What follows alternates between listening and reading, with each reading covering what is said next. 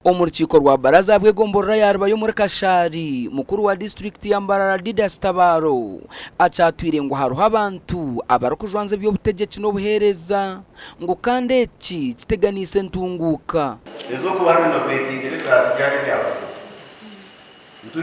ituzureta z'igicu rero tugaruka tutorana hati mu mwaka kamwaje umugisha twagaruka twabatorana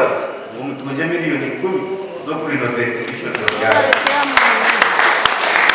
na bwanyuma abatura bahirwa umugisha okugambe biruko bashasha kandi abinji borekero kukwatwaho abwenshonga zegomborora ya rubaya ezeremerekwa n'abanyishaba abanyarwanda muri gato zombiyengwa stamp ibiri hadi yakitsimuri waiza kutika chairman niyo rwakira district ekakorfanyinga abana bitu bakagenda n'ibwita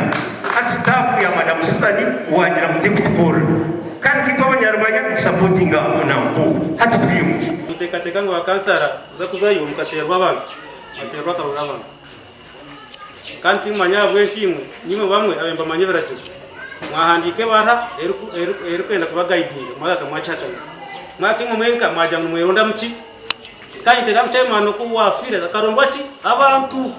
itwitwe abanje mutaragarikire mweza kumakansije bara abanje mutaragarikire nyuma mukabuzita abantu ababatera toro anshonga zegomborora ya rubaya mukuru w'entebe ya katano nuko ajigarukire mati nketahe chiko zona ahagomborora nchitandikana nyetanze bache ya person ekireje harara buri mwese ila mutazayo nakwaraze mu mutegazi nomba kimbire kizurubaya okuyo babiri babagambire bitashikirira hina batura abasimire bikoze rwo bwebembezi bwa district abo buherezo bukoze rwe ine fayiro hihi kapitano 10 hazi okorwa wareta fayiro mu office abantu mangu abo kubanza oyeshubira kutunga sente oriya kireta fayiro yako mu office abantu mangu no kubanza hateshaye kishika baga batente wareba gotatunga